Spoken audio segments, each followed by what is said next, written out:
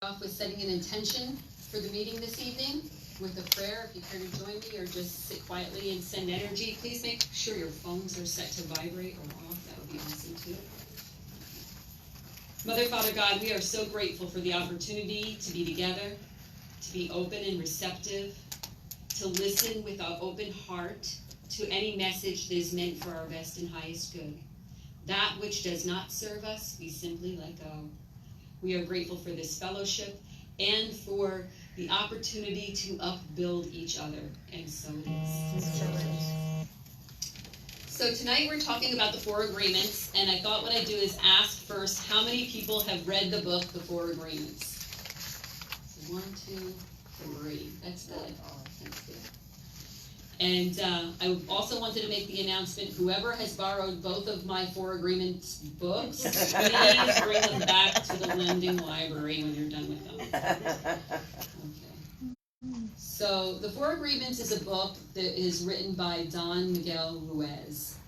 He is a renowned spiritual teacher and international bestseller of the Totemic Wisdom series, which is a number of books, including The Four Agreements, The Mastery of Love, The Voice of Knowledge, the Four Agreements companion book, The Circle of Fire, and The Fifth Agreement. The Totemic Wisdom books have sold over 10 million copies in the United States and have been published in 40 languages worldwide. Don Miguel has spent the past 3 decades guiding students to personal freedom through his profound insight regarding the nature of human reality. His newest book, The Toltec Art of Life and Death, A Story of Self-Discovery, written with Barbara Emeries, was published in October of 2015. He's the youngest of 13 children and was born in rural Mexico to parents who were healers and practitioners of ancient Toltemic traditions. As a young adult, he graduated from medical school in Mexico City and practiced neurosurgery with his brother in Tijuana. A near-fatal car accident forever changed the direction of his life. However, causing him to leave medicine and to examine the essential truth about life and humanity. With his mother's help and through her ancestral teachings, he discovered his own path to awareness, which evolved into a deep understanding of the physical universe and the virtual world of the mind.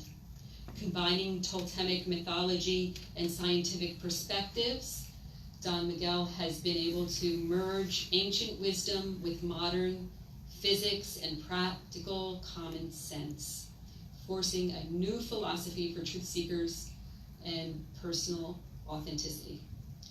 His landmark best-selling book, The Four Agreements, contains practical steps for long-term personal transformation and has been read by millions around the world. And I got this information comes from, but I wanted to stop at this point and ask those people who have read the book if they felt it was personally transformative. Yes? Yes? Absolutely. Yes. Oh, yes, it's all around. Excellent. It was first published in 1997. The Four Agreements has since sold over 6 million copies in the United States and 7 million worldwide. It has been translated into 40 languages, appearing on the New York Times bestseller list for nearly 10 years, and was the 36th best-selling book of the decade. Don Miguel is also the author of The Mastery of Love, The Voice of Knowledge, Prayers, and the New York Times bestseller, The Fifth Agreement, a collaboration with his son, Don Jose Ruiz. Each of the books are international bestsellers. The wisdom Don Miguel has brought to the world has earned him respect around the globe. He has dedicated his life to sharing this message through practical concepts in order to promote transformation and ultimately change lives for the better. Don Miguel is the recipient of numerous recognitions, including the U.S. Air Force Challenge coin engraved with the Four Agreements. He is the recipient of an honorary degree in cultural and social education from the American Cultural Institute of Mexico, and referenced as a national treasure in his native country. He currently lives in Nevada, in the United States. So I wanted to share some background about the author, because quite often we talk about the Four Agreements, but most folks don't really know much about the guy that wrote the Four Agreements. So I thought it was important to share that information. he continues to write. My understanding is that he is no longer actively teaching, so his son is teaching now. So most of us have some idea of what the 4 agreements are, but we have these wonderful handouts this evening for everyone to see, and this is great because this is the cover of the book. So if you're looking for a copy, this is what it looks like. And the first agreement is what we will be covering in detail this evening. So the first agreement is to be impeccable with your word. The second agreement is not to take anything personally. Don't take anything personally. The third agreement, don't make assumptions. And the fourth agreement, always do your best. So they're very simple, or seemingly very simple.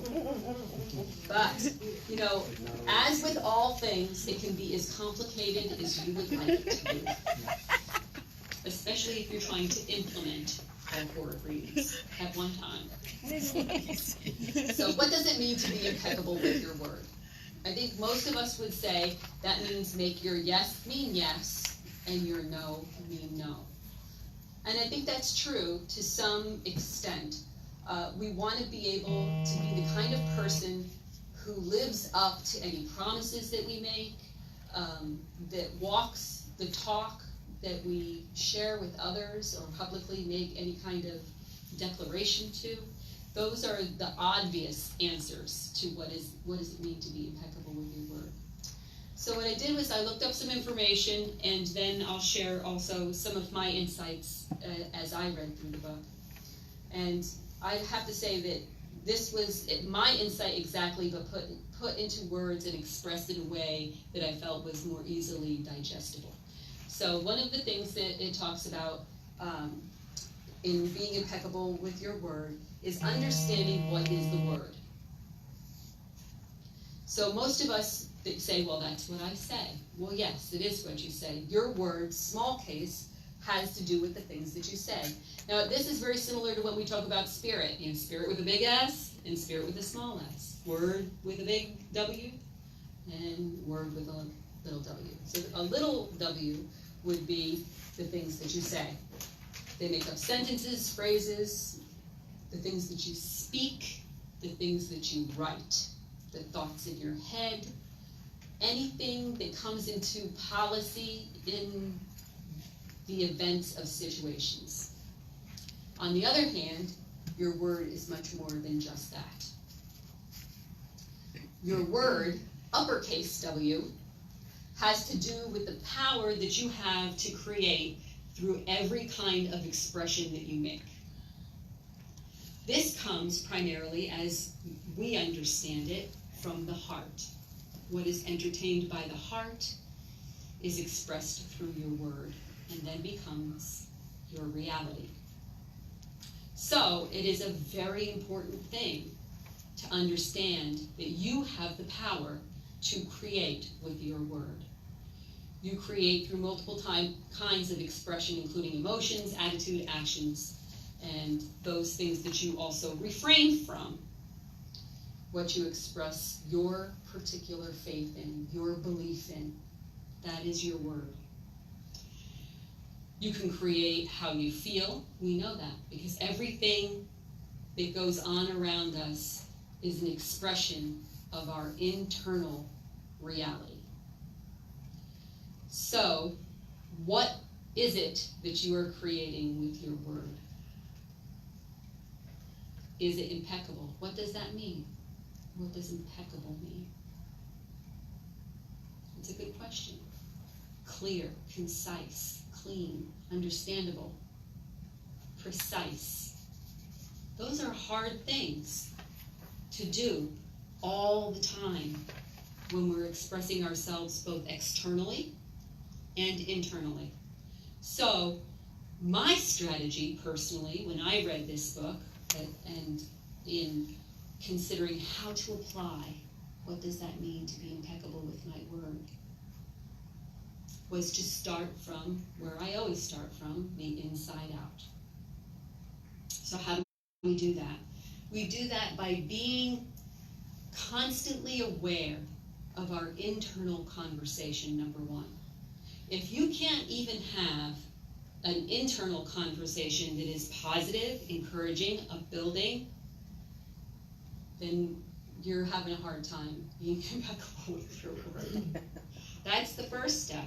That's the first step, is making sure that the reality that we create within our mind, that reality is first an impeccable, clean, concise, true place.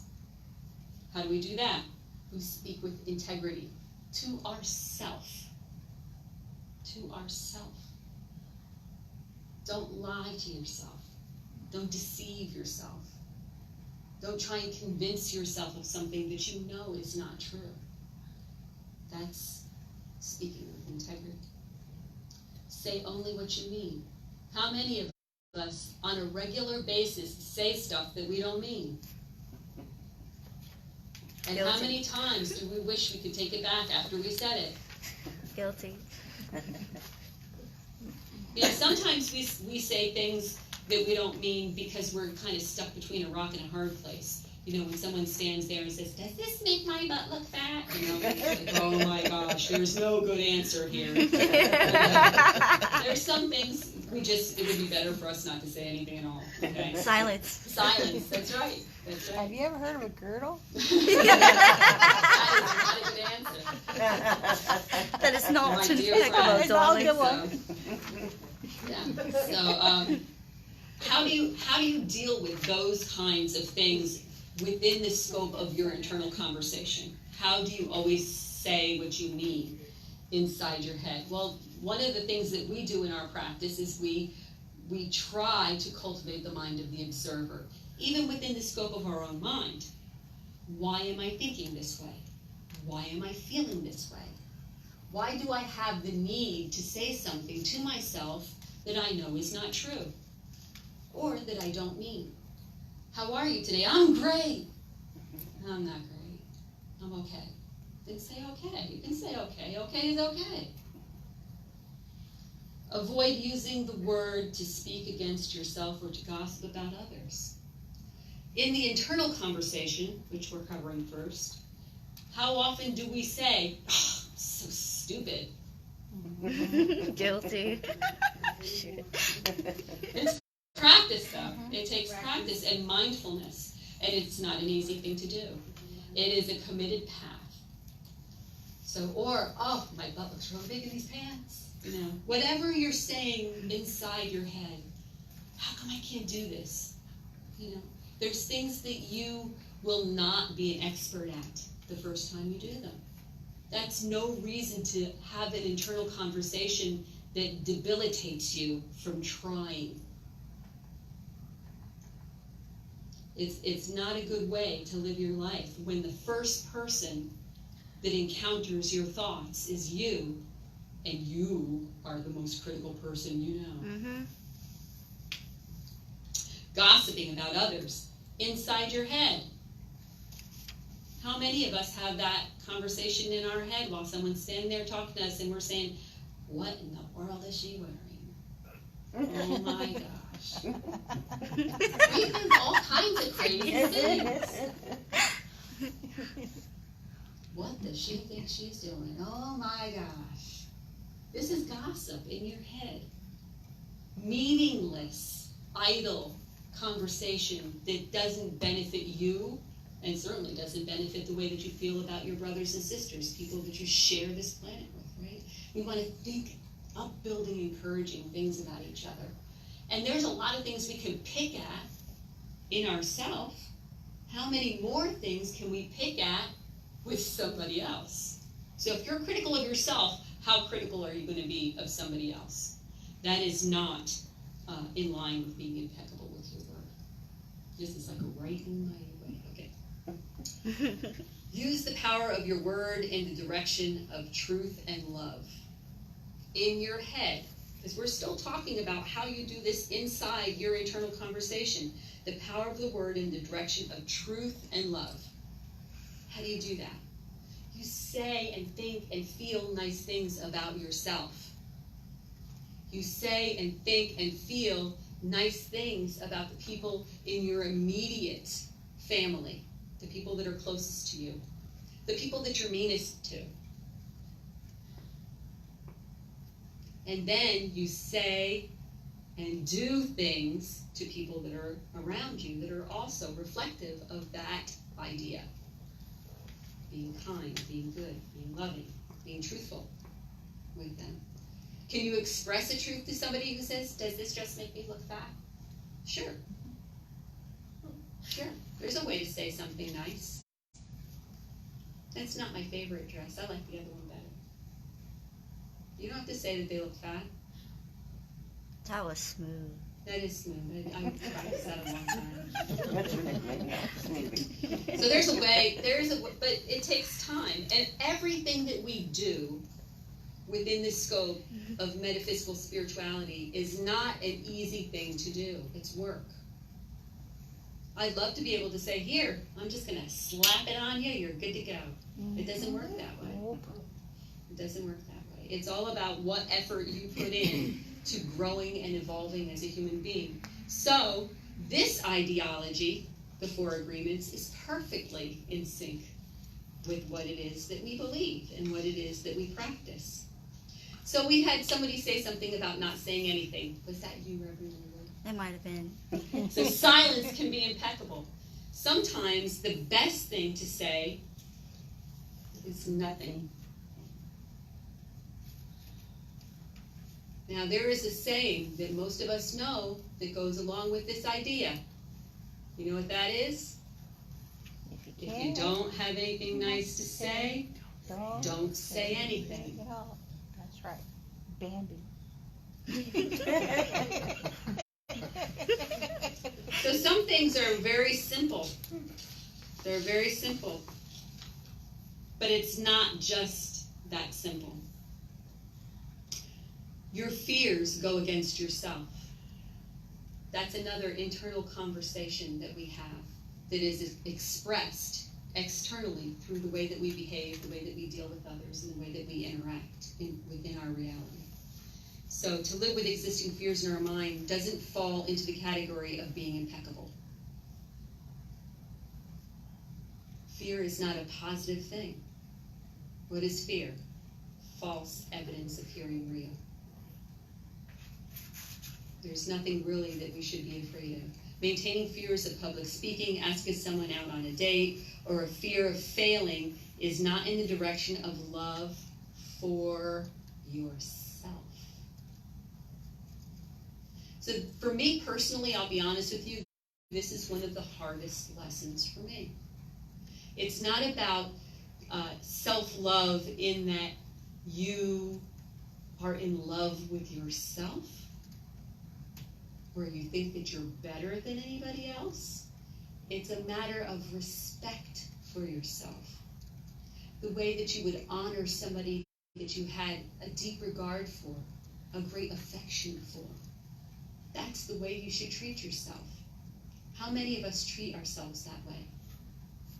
That's beautiful. That's beautiful. How many of us are working on it? That's beautiful too. As long as we're working on it. So we need inside our head can be analyzed. And it's not just a matter of my yes being yes and my no meaning no. Now it's a matter of sitting down and figuring out why your yes means yes. And what am I saying yes to? And my no means no. And what am I saying no to? And why am I saying no? So it's a little more complicated than what it initially may have sounded like. Being impeccable with your word is an art. And it requires practice.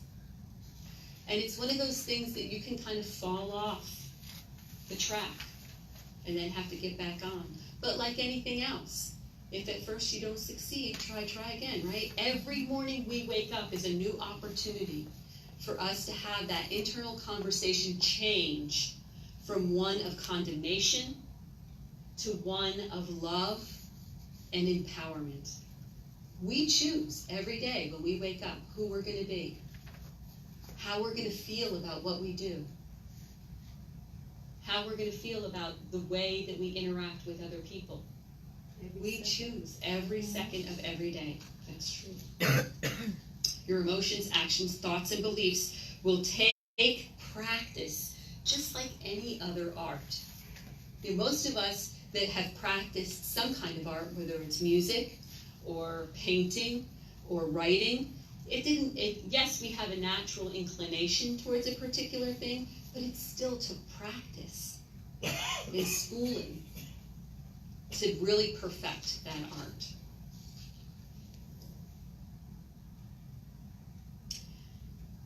In that creation of our internal dialogue, we grow and evolve, and we become impeccable with our word to ourselves. So how now do we take that and apply it to the external world, to the people around us? The same way, by treating the people that we come in contact with honor, regard, and respect. If we have honor, regard, and respect for people, we are not going to lie to them. That's dishonorable. It dishonors me, and it dishonors the person that I'm lying to. So it's a double-edged sword. If I can't keep my word when I'm talking to them, then I probably shouldn't talk. Don't make promises that you can't keep. Better to say, I'm going to do my best. And there's nothing wrong with that. There's nothing wrong with saying, you know what, I plan on being there, but I have something else. I'm going to do my best. I'll do my very best. And if something comes up, I'll give you a holler and I'll let you know. Very important. When we're dealing with other people, we want to be kind and compassionate to them. We want to listen to them. You know, God gave us 2 ears and 1 mouth. So we listen twice as much as we speak. Most of the time, we listen to reply. Right. We're already making an answer, and the person's not even done talking yet. Active listening is a skill. But it is a skill that everybody in this room can cultivate without any prior experience. How's that? You didn't have to go to school. You don't have to go to a special class and pay $2,000 to learn it. All you have to do is be quiet and listen. Be present. Be in the now. Be listening to what that person is saying. Care. Care that they're expressing themselves to you. That's being impeccable.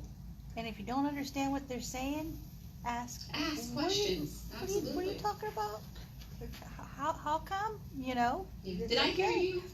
Or repeat the question that Did I they hear you? asked you to make sure. Or this is what I heard. Yeah, This that is works. what I heard. That works. And people will correct you if you heard Mhm. wrong. And that's perfectly fine. This way they know you're listening. So being impeccable with your word, using the power that we have within ourselves, with our words, to create change in the world. We do that by saying kind things about people. Yes, Reverend Max? I think we should realize that the logos, the Greek word that's used in the New Testament, is a sacred act. What we formulate and comes out of our mouth, in fact, comes from the Hebrew word ruach, which also means spirit. So if we talk in spirit, that is the same thing as if you were talking to deity itself. And this is in line with the thinking that from our heart issue, the sayings of everlasting life. So when we're saying, this is what's coming from my heart, what's coming from your heart and coming out of your mouth into the world to create the reality in which we live. It's very important to understand that power exists with you and the creator of the universe. And I have many friends, since we're on this particular subject, that understand from their perspective that they, in fact, are the creator of this world and all worlds in which they live. That is not my understanding. I am a drop in the ocean. Although I am part of the ocean, I'm still a drop in the ocean. I didn't create the multiverse, I didn't create the quarks, and I didn't create the universes beyond this one. But I do create every single day my reality and how I respond to the world that exists outside of my skin and inside of my head. So I choose that every day. I am a co-creator with Spirit in this journey. So I think it's important that you know that you have the power of the word within the grasp of yourself, your soul, your existence, your journey. And it's a gift for you to use. So use it well, learn, grow, develop your skills through creation, and don't let the world define you. Let your words define you. If you don't like the way you are now, change it. Change it. Start with using the power of your words within the scope of your mind. Be impeccable with your word to you first. And then share that relationship with the world. You will see a huge difference in your life, I tell you. And the people that have read the book and have applied these lessons or attempt to apply these lessons in their life have seen significant change. Very positive changes in their life. I've been studying the book for 15 years. So.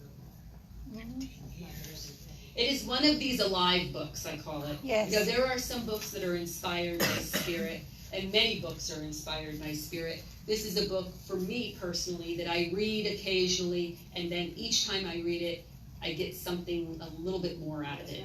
I had little And ones. that's a really I had nice pocket thing. ones that I used to hand out. That and the prayer of Jabez, I also.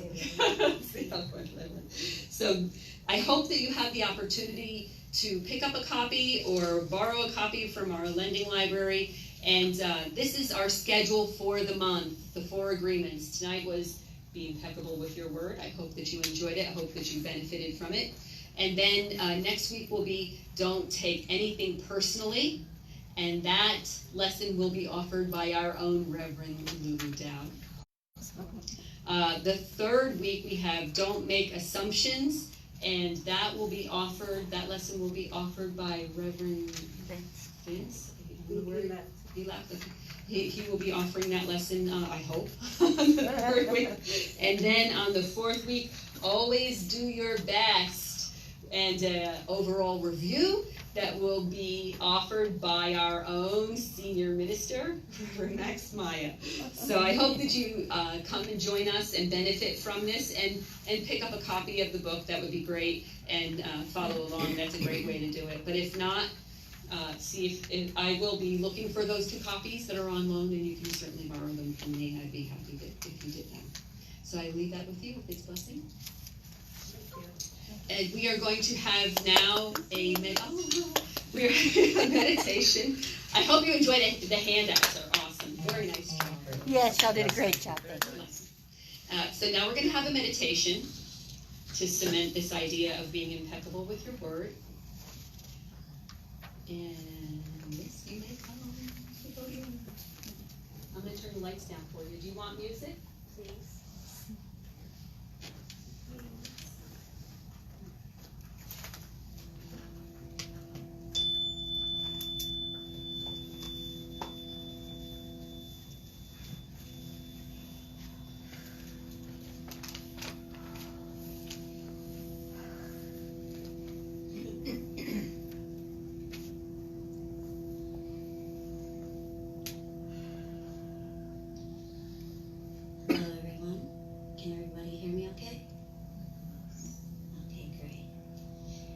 Take a real big, deep breath in.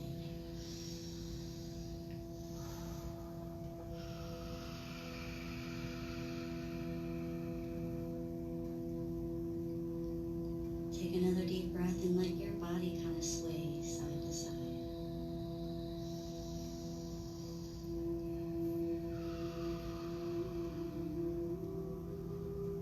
Just let it sway real slow. No need to move real far.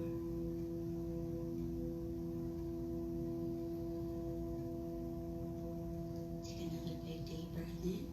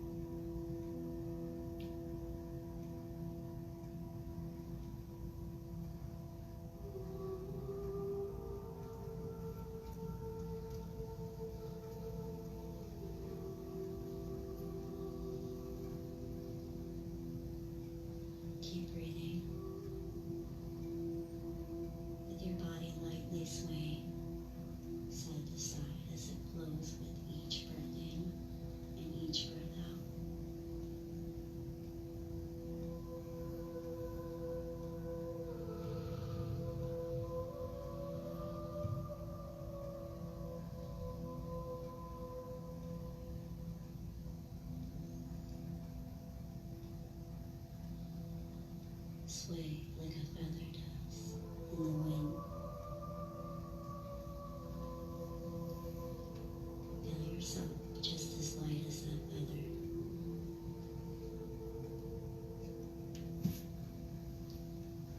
Become the feather, and imagine yourself now drifting in the wind.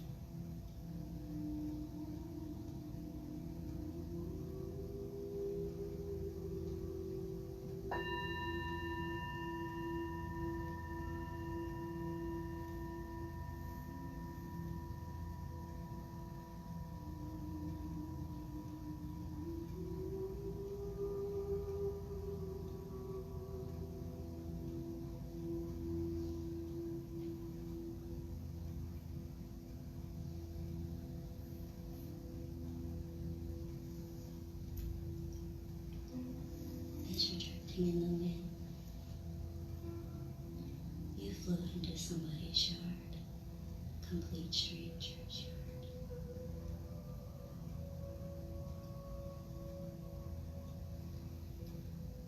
And you see a couple sitting there sharing words of kindness and compassion. And you feel what they feel. Breathe and take it in.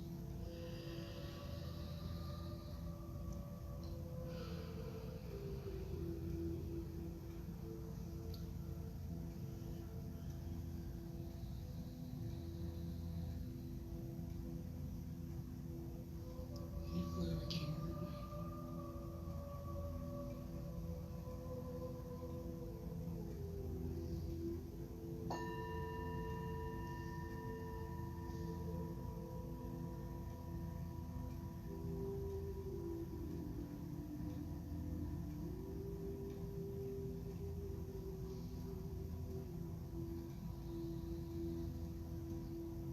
Don't forget to breathe in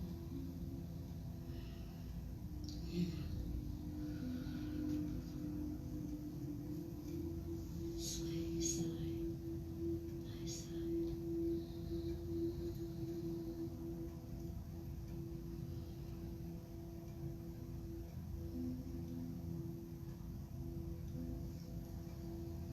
Now you're flying side to side in the air and you land in the ocean. And you lay there, now floating with the current of the water.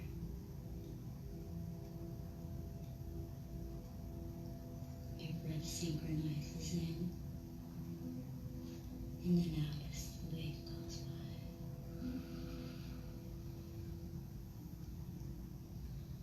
Just effortlessly floating.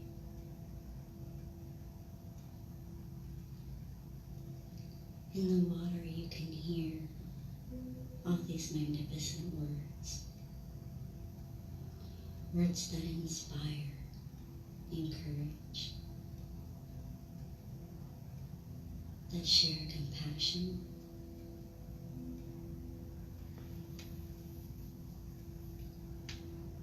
like a radio tuned to every channel. These words, they fly into you. Take a moment to let your own impeccable words tune in as you float through the water.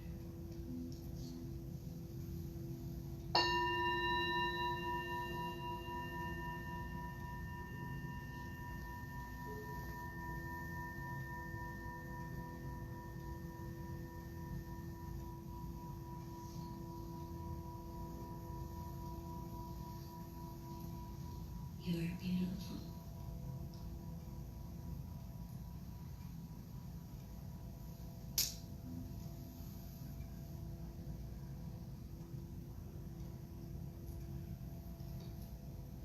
That was great advice.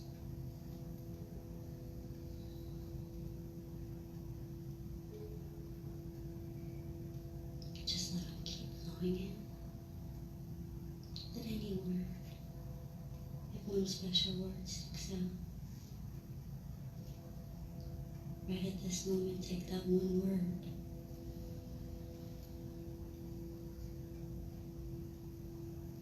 Visualize it in a bubble of orange as it floats away from the water to the sky.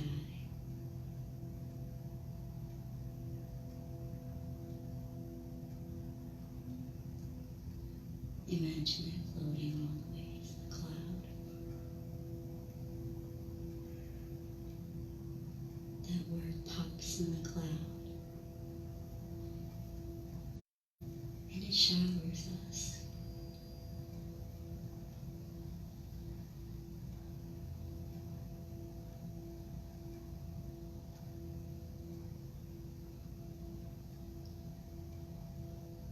Give yourself gratitude at this time, because now you have shared a blessing with yourself, a gift, and to others by showering them with these impeccable words. You heal yourself and you heal others just by sitting and visualizing and being impeccable with your word. Everybody take a deep breath in. Hold it. Take a good word, love, compassion, blow it out.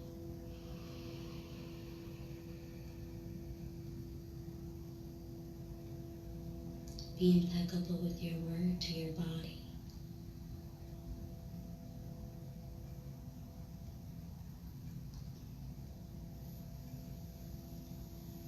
The mind, the thoughts, the words that we think that we can give to our body and heal ourselves.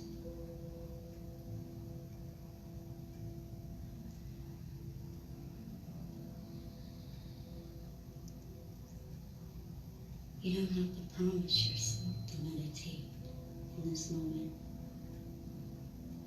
Just tell yourself, I'll try my best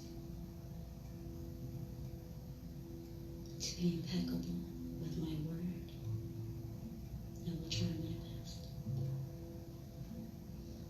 Now we're just going to take another minute in silence and just concentrate on our breath and nothing else. Take a deep breath in. Hold it.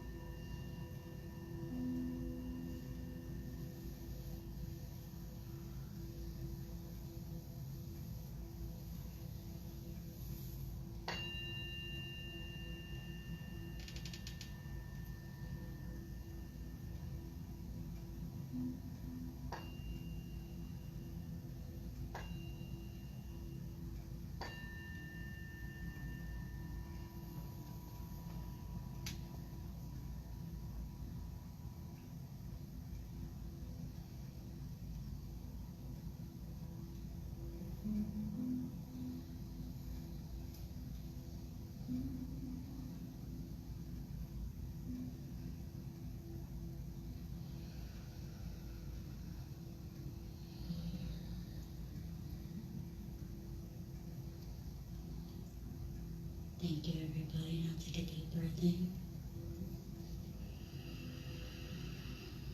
Hold it. Say a compassion and blow it out.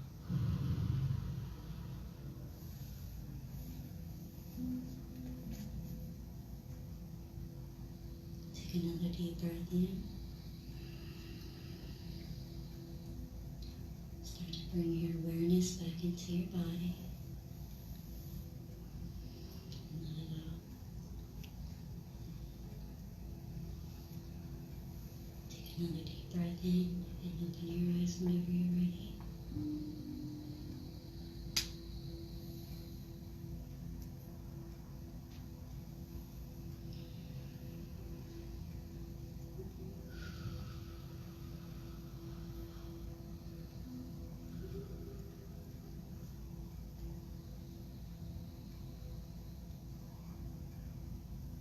Thank you, everyone. Namaste.